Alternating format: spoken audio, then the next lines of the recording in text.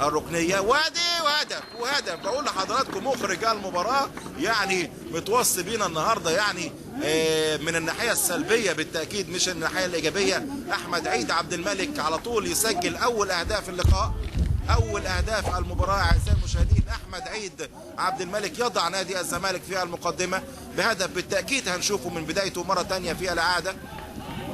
احمد عيد عبد الملك اللي لسه بقول احمد عيد لم يعني يقنعنا تماما مثلما كان مع حرس الحدود. احمد عيد ادي الكره على طول شيكابالا يرفعها ترجع له مره ثانيه ويحط على طول العرضيه، وعلى طول احمد عيد يلاقيها قدامه من دفاع فريق طنطا يحط على طول في المرمى.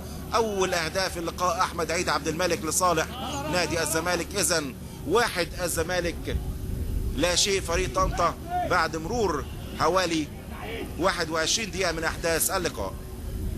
ادي الاعاده مره ثانيه. احمد توفيق يخلص نفسه كويس قوي توفيق، وادي شيكابالا المره الثانيه ياخدها كده بترقيصه ويحط يا ولد يا لعيب وحازم امام يا ولد يا ولد يا ولد. حازم امام مش ممكن على الهدف الرائع.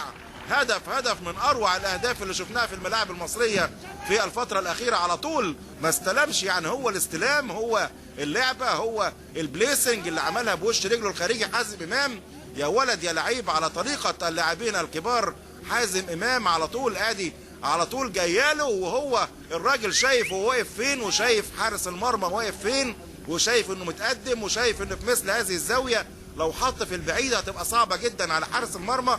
وادي شيكابالا وحازم امام على طول يا ولد يا لعيب، لعيب رائع حازم امام على طول. بيشاركوا النهارده حلمي طولان في مركز الظهير الايمن. يتقدم حازم وهو الاستلام هو على طول باللعبه البليسنج عمل حاجتين ثلاثه كده يعني ضرب عصفورتين ثلاثه من مؤمن كان ممكن يحطها له على شماله.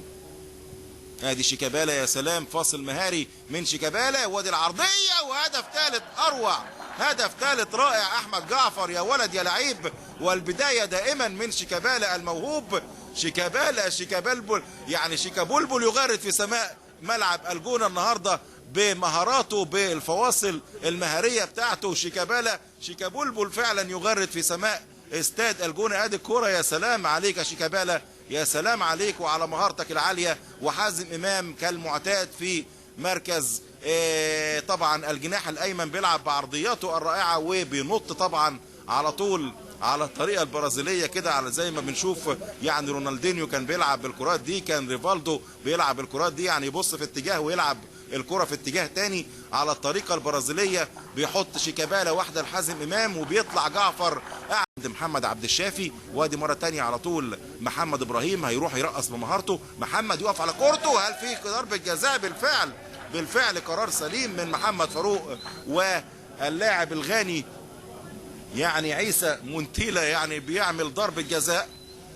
يعني منتخب غانا كان خد مننا ضربه جزاء بدون وجه حق كده الحكم المغربي بوشعيب الاحرش، انما المره دي بقى اللاعب الغاني يعني عيسى مونتيلا هو اللي يعمل بقى ضربه جزاء وتحتسب عليه هذه المره.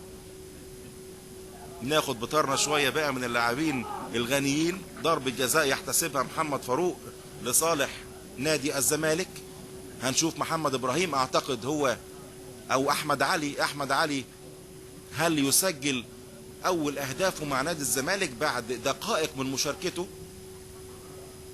عاوز يترك بصمه بعد دقائق من مشاركته كبديل احمد علي وفي اولى لقاءاته الرسميه مع نادي الزمالك. احمد علي وعماد في المرمى وهدف بالفعل. ويعني مخرج المباراه بيمتعنا احيانا ويعني احيانا يعني بيتعبنا بالكادرات اللي بيديها لنا الغريبه في توقيتات يعني مش سليمه خالص. ادي احمد علي والاعاده على طول والهدف الرابع عن طريق احمد علي لصالح نادي الزمالك. احمد علي البديل اللي نزل مكان احمد جعفر في الشوط الثاني يسجل رابع اهداف نادي الزمالك. نتيجه يعني منطقيه طبعا. هذا العملاق الكبير النادي الابيض القلعه البيضاء نادي الزمالك في مواجهه طبعا احد فرق القسم الثاني. بالتاكيد كامل الاحترام لفريق طنطا اللي بيلعب طبعا في ظل مستوى يعني لعيبته ما يقدرش يدي اكتر من